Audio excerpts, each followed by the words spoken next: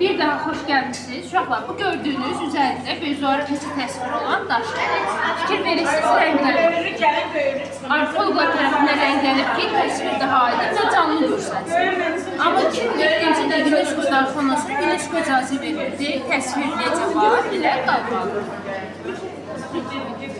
Üzərində şir təsviri var, bu daşın üzərində öküz təsviri var, bu daşın üzərində isə adam təsviri var. Bu daşların tərkibinə baxsanız, görərik ki, balıq qulağı var. Bu onu sübut edir ki, bütün bu ərazi Xəzər dənizinin su altında qalmış. Mesela çox turist inanmır ki, Xəzər dənizinin suyu bu qədər qalxa bilər.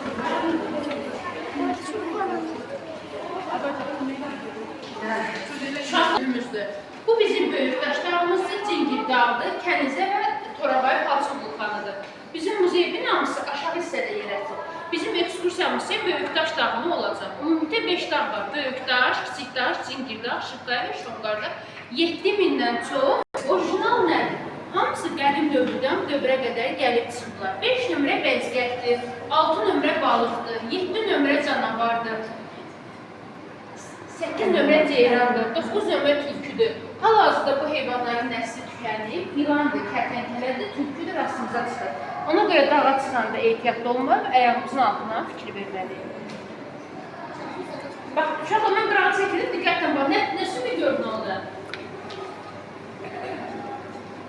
Ceyran, tülkü.